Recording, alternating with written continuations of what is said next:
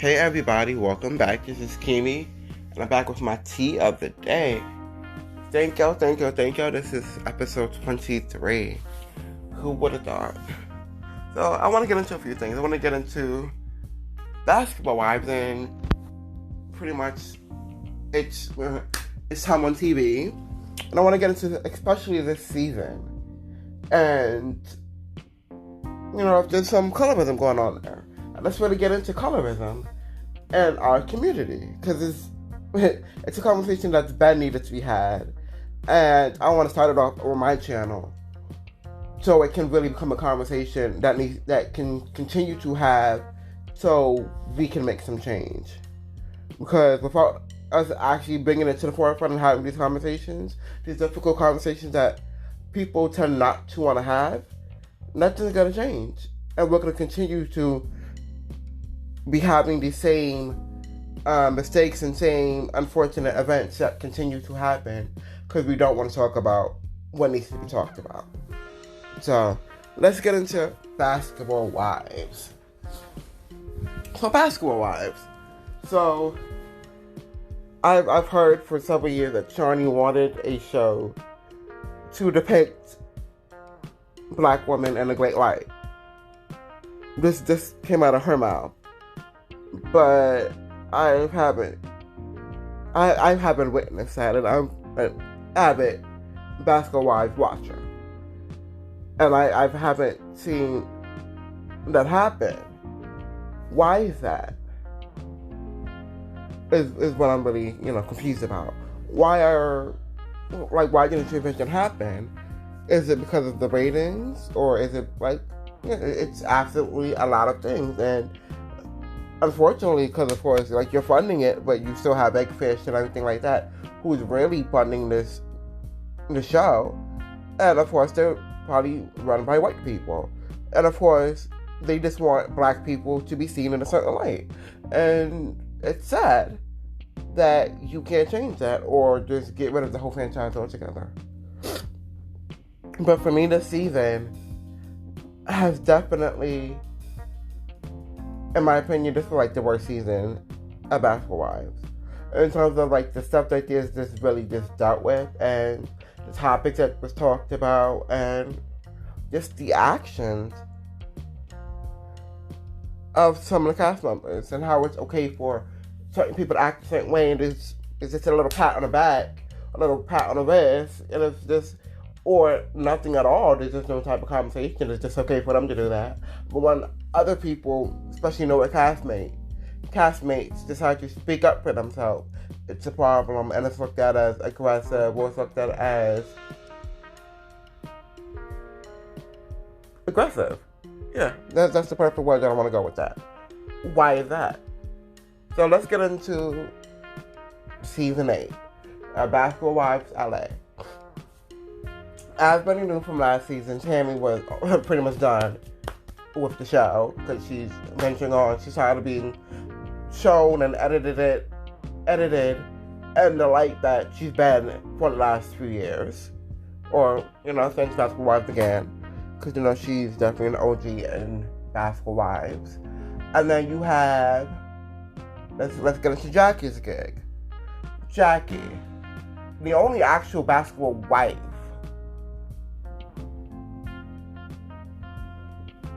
Let's really get into that. She's the only actual basketball wife.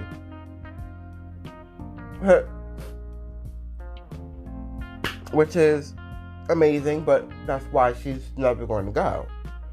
Her spot is solidified, and she knows that. But with her, let's get into this whole her and Malaysia thing. I wasn't here for it. Their whole, I don't know if it was real. Y'all can't tell me that it was real, or if it was fake, or if it was just somewhat staged. I was just kind of confused with what the fuck was going on. Jackie, you should already know how Malaysia is, and Malaysia, you should know how Jackie is. And for y'all to sit here on national TV and have some fake ass court show and this, that, and the third, and then someone from someone else who wanted to have a bug in my ear. The whole aspect of whether Jennifer or Dominique said these things to this person or not. Jackie, you as a friend should have went to Malaysia first. You should have went to Malaysia first and told her, like, this is what's happening in the streets. This is what I just got tea over from some guy who I don't know. But he said that Jennifer Dominique said this X, Y, Z about your kids. You should have had that conversation with your friend instead of going to the other woman to talk about that. That's what you fucked up at. And Malaysia had every right to be wrong or to be upset or angry over that, because you're supposed to be her friend and y'all been friends for years. Y'all had your little issues like everyone, but y'all was a team. Like, there would not be a problem with Jackie without Malaysia getting in it, and vice versa. So clearly they somewhat split out the team, and I guess they needed to do that for ratings and for ratings. But to me, it was stupid. Now let's get into the biggest thing on the season, which was definitely Evelyn, Lazada, and OG. I'm just confused with Evelyn coming back. Like, she's been back, I think this was her second or third season back. No? I'm confused why you came back for a check. Because you was on OWN, you went to Ayana, you tried to fix your life, you was kumbaya, everything was just slowly trying to work out for you. And then you come back to reality TV like this. Showing your whole motherfucking ass, patting your motherfucking pussy. Like that shit is appropriate. Like, you are a whole ass mom. I'm not saying, like, moms can't do without this kind of girl. Like, y'all can do whatever y'all feel like doing. I don't think on national TV, patting your pussy should be done or is appropriate. But yeah, she's continued to come back on the show because it's appropriate for her to do that. But if someone who is black can't do that because it's deemed as aggressive. So, colorism was a big topic at the end of the season. Because if you haven't noticed, OG is an African woman. And from Shawnee's mouth, she was put on the show for that reason. Because she was African, so we can have some cultural advances and we can learn more about her culture, and she will be a great fit for the show. But ever since she's gotten on the show, she's been attacked and bullied, and of course OG had some topics that she started, absolutely, but I definitely understand where she's coming from. Like, I understand it to a certain aspect or certain perspective. I can't fully say that Basketball Wives in general is colorist or deal with colorism, but I can understand where she's coming from because she is the darkest one on Basketball Wives by far. And with her lighter counterparts, you have Tammy, who is a hothead, who is, I don't give a fuck, and who's fought several times or several seasons. She's lighter than her, but she's not light skinned. She still is a darker woman. So I can't fully give you her. You have Malaysia, who when pushed to that break, she's going to go crazy. AKA Lucretia. We know this of her. She's not about that life, but when it comes to certain things, she's gonna give it to you. She's gonna give you that TV that you want. You see, she's still lighter than OG, but still is a darker skinned woman. So I can't fully give you that, but it's crazy, especially let's say Evelyn Lazada and her career on Basketball Wives. This woman has thrown drinks, thrown bottles, hopped on tables, patted her pussy. She's done a lot of things. Called someone ugly, call someone Ling Ling, which is racist as hell. That's racist. And she knows she was wrong for that. I don't care if someone calls you ugly, this and the third, or calls you a bitch. But by doing that, and then nothing happens to you, like, no one addresses you, no one says, nah, that was fucked up, even though you might not like her, I don't like her either, but that was fucked up. That didn't happen. That accountability piece wasn't there. And that's the problem. Evelyn calling CeCe Wingley is racist as hell. And she should have been checked. But she wasn't. And that's the problem. But with Shawnee being a light-skinned woman and Evelyn being a Latina, Shawnee, yes, that is your friend over 15 years at XYZ. But at the end of the day, you can't condone or allow her to do certain things that you not allow the other woman, especially the newbies, to do. Because you have OJ, yes, she is African, so she has African features that might be more out there or more apparent of her nationality, but that doesn't mean that she's ugly. And that's when you have to define what ugly is to you. Because what ugly is to you may not be what ugly is to someone else. Ugly is a broadened term, and it's fucked up that a lot of people, a lot of times, call darker-skinned women ugly. Just because it's something that you might not like does not mean that they're ugly, or something that you might not be attracted to, or something or features that you might not understand does not mean that they're ugly. And that's a fucked up aspect that's been going on in history that needs to fucking be changed. And we're going to change that shit right here, right now. So let's get into it. So OG is of African descent, and she came right from Nigeria, from the motherlands. And you have Evelyn, who came from the Bronx, Brooklyn, but is a Latina. Yes, she has a quarter black in her, since she, did her Ancestry.com type stuff. So she has black in her, but I don't know. But let's get into Shawnee okaying that. And then we get to the reunion. And now OG, who hasn't got physical with anyone, besides the time from the off-season or from the off-camera thing that you want to come at, where she tackled someone or pushed someone or something like that. But that's the only aggressive thing that she did. And that wasn't even on camera. Y'all put that out there when she told her story of how she witnessed this group and how she dealt with what she dealt with on this season. And I'm sorry, I have to call it how I see it. It was fucked up. And she was not aggressive.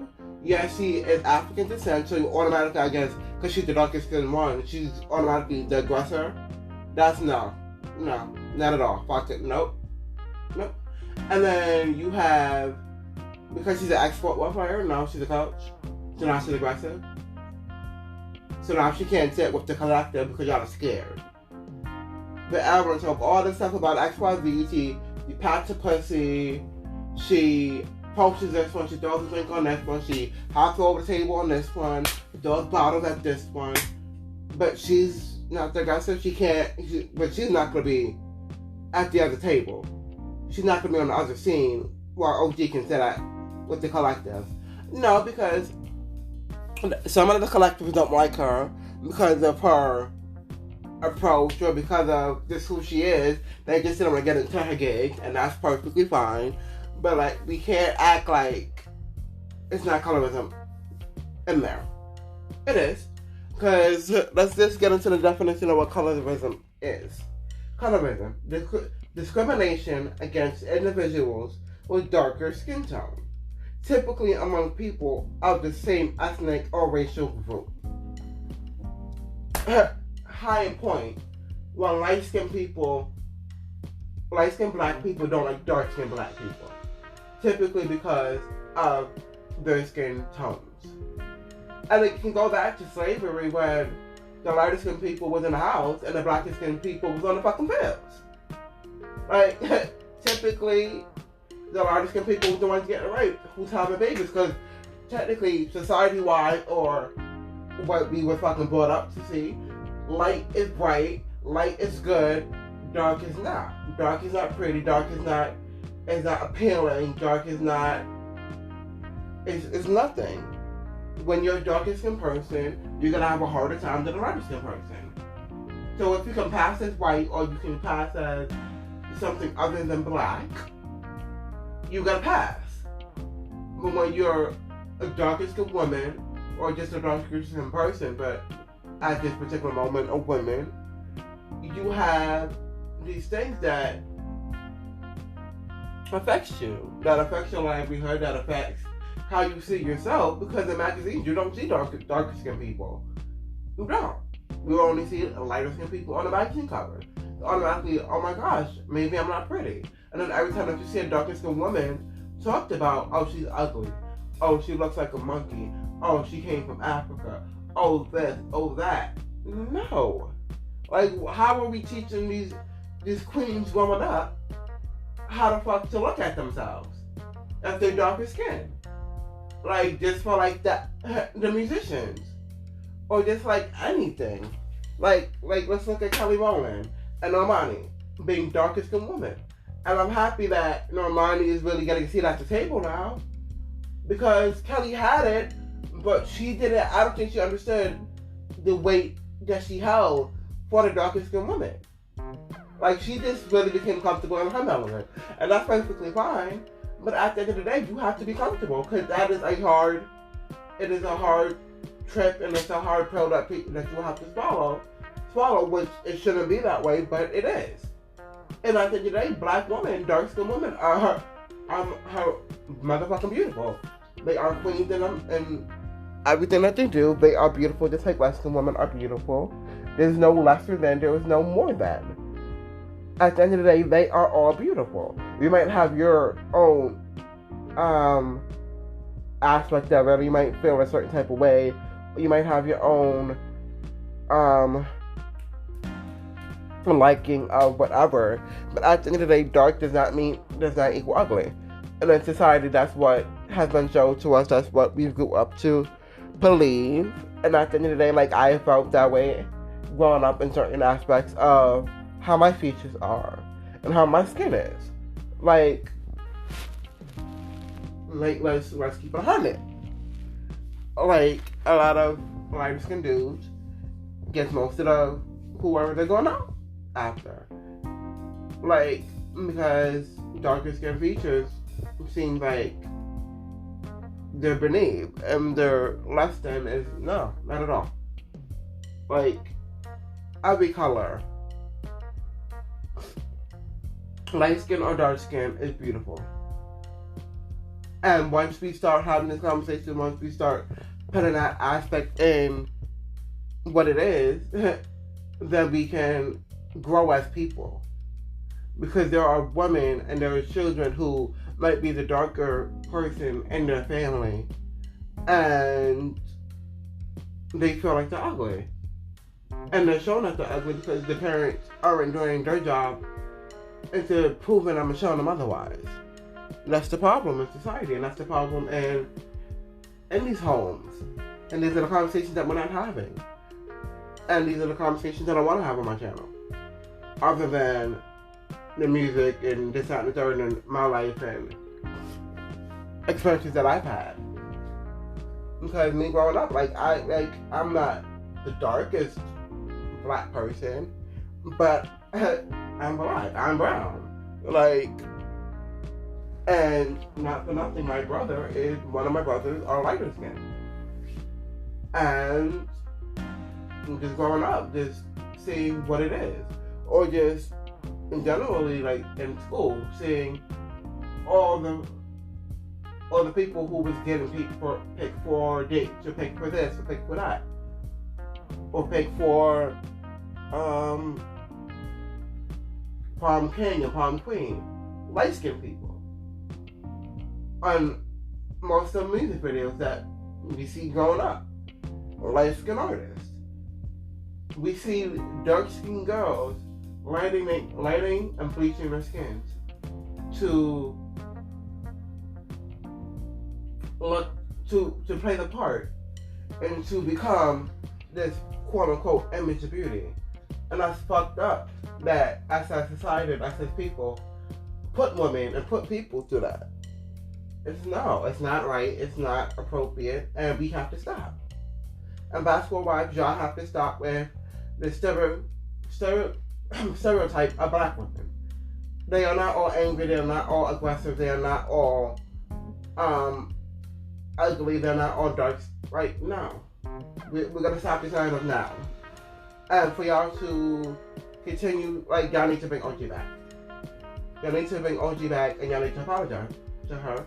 And Shawnee, as the showrunner, you need to have that conversation with her and apologize to her, because there was colorist activities on the season.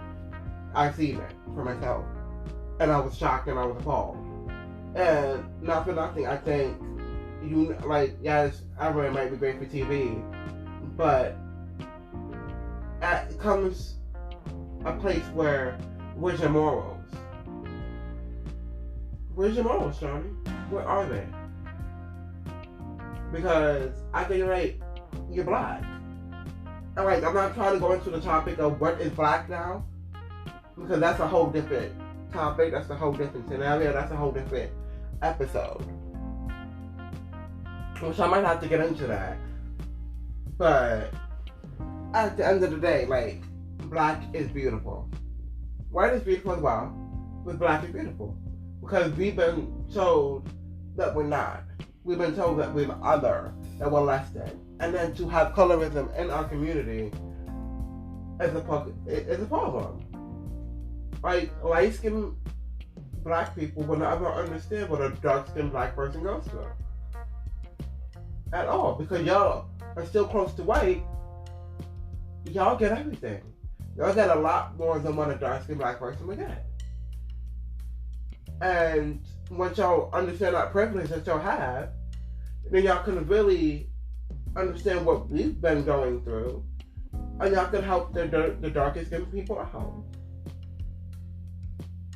And to think that as a light-skinned person you're better than, it's fucked up, and a lot of light-skinned people feel that way. Oh, I'm better than. Oh, my hair's not nappy, my hair is coarse. Or when people of non-black descent automatically want to use the I'm Afro-Latina card. I'm confused. And basketball-wise, when are y'all going to stop bullying? Because that's exactly what the show is. This and urban hip-hop. That's why I kind of just backed away from urban hip-hop. And I think I'm going to have to back away from basketball. I love the show. Because it's my guilty pleasure, just like a lot of people. But you have to start seeing it for what it is.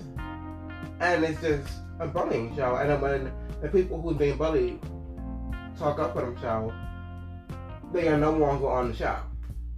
Basketball-wise. Look at Drea. Drea had her own personal issues, but I wouldn't say that she was colorist. I would just say that she was absolutely targeted. And at that time, I think she was targeted for her color. And for her being outspoken. But that's reverse racism. Because you never see the light-skinned person being targeted. But in that season, she was. She was targeted. And then for you to have all of these black women on the show, and then you have this Asian woman who is still kind of sort of be considered black, because it's for most part it's white or black, and for this lady to call her Ling, that's appropriate. And then for her to go on social media and write this statement and put a monkey, that's not cool at all. And you need to be checked. And I'm waiting for someone to check you. But I can go on and on about colorism in our community. colorism in our community. But I'm going to just start the topic and the conversation here. So, thank y'all for listening. Tell me y'all what y'all feel. Hit me up at Facebook, Akeem Holder. And hit me up on IG, Simply Kimi. And just, repost it, listen to it, tell a friend to have them listen to it. Let this really be one of those episodes where you like, you know what? I need to listen to it. Like, this needs to be a conversation that needs to be had. So we can really start having these conversations and it don't just be, well, this is how history is. Fuck history. Fuck what was put out. We need to change the narrative now. And we can. As people, we can change the narrative. It's just waiting for everyone to get on board to change it. So once we continue to have these conversations, and more conversations begin to be had on more and brighter platforms, then change can happen. Because ultimately, we want change to happen. But thank you for listening to episode 23 of Kimi's with the Tea podcast. And thank you. Love y'all. I'm out.